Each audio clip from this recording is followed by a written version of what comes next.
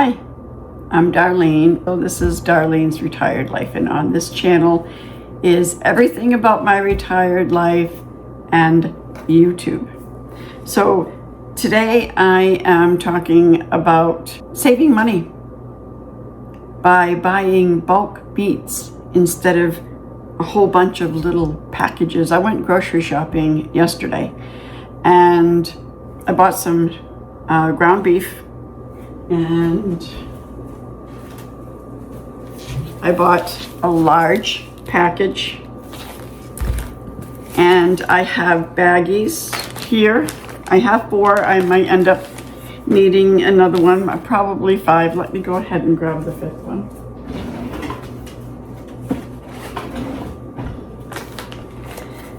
This really saves a lot of money. Instead of buying 1 pound packages or even a couple of 2.5 pound packages, I like to buy 4.5 to 5 pound packages. And let me just go ahead and open this. I do the same with my chicken. I buy packages of boneless breasts of chicken, and there's usually like 6 breasts in there, and then I put 1 breast per baggie, and then I put them in the freezer. 1 breast is perfect to cut in half for me and my husband. We don't eat a full breast. That's just, we're not hungry enough. Between the meat and the vegetable and then the small portion of rice or potato, a half a breast, especially the large breast that you get in the big packages, is more than enough. Okay, so I'm going to go ahead and I am going to just cut this in half.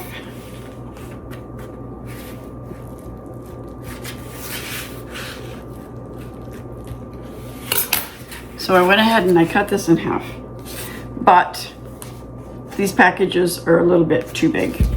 So I'm going to go ahead and I am going to cut down the middle again on either side of that center line, which is going to give me thirds on either side. See? Okay, so I have 1, 2, 3, 4, 5, 6 packages. So I need another baggie. If you decide that you want to make something that requires more burger, then you just take 2 packages out of your freezer. I do the same with pork chops. I buy packages of small steaks, and I separate the steaks. I do this with all of my meats. I end up buying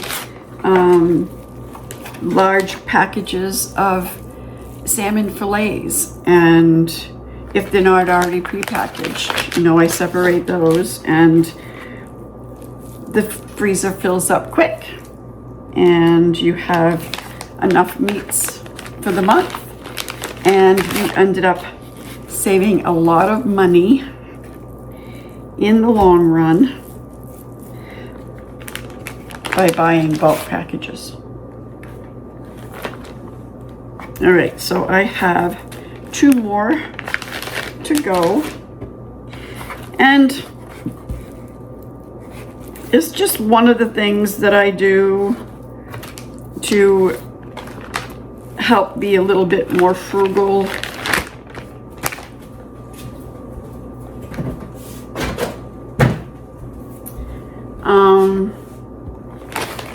And this is also a really good idea for a niche for any of you who like food prepping and you like to cook and you're thinking about starting a YouTube channel. Then this is all you have to do is you set up your phone in your kitchen. And right now I am using a gimbal, so it's tracking me as I go. But if you don't have one of them and can't afford one of them now, then you know, just go ahead and use just a little handheld selfie stick or a tripod. And those things are very affordable.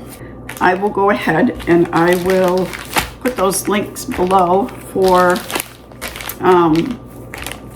my selfie stick, my tripod, and this gimbal in case you want to go over and purchase one. And so here we go. I have packaged burger ready to go into the freezer. It turns out that I made 6 of them.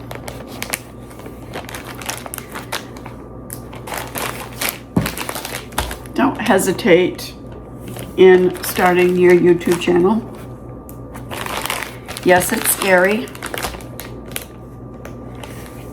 I'm going to go ahead and I'm going to edit this because it's very simple to edit. Just edit out all of the quiet spots that, you know, you were thinking. And if you just don't want a lot of dead spots.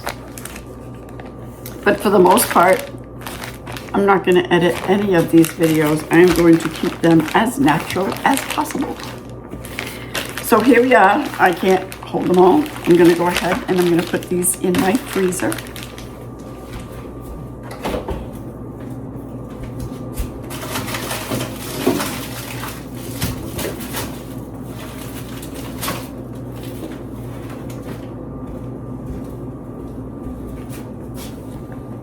And another really good idea is to rotate your meats. If you have any burger that's already in your freezer, then you want to pull those forward and put these in the back.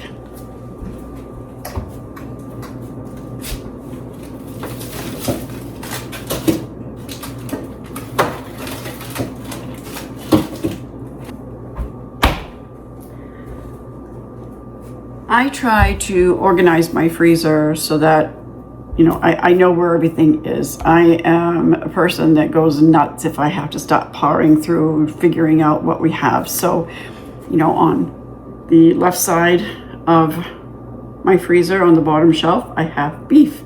And in the center, I have pork. And on the right-hand side on the bottom shelf, I have my chicken. And then on, you know, the pork is, you know, pork chops or bacon or ham or sausage, okay, anything in the pork family. And then on the top shelf, I end up having my fish and seafood, and then any bags of berries that I might have. And on the right hand side is ice creams and frozen yogurts. And then on the center, I usually have a bag of ice and an extra loaf of bread. A lot of people don't like to freeze their bread, but I do. It's fine. I keep my loaf of bread in the refrigerator, and it lasts a lot longer. Again, it's just a frugal move that you can do when you are kind of pinching your pennies, making sure that you have your money go as far as you can make it stretch. So start a YouTube channel. Don't wait. It is hard work, but it'll be worth it in the long run because it's going to give you a purpose after your retirement. It's going to give you something to do so that you're not bored. And just why not? Why not? Everybody seems to be doing it. Give it a shot. And thank you for watching this video, and until the next video, bye.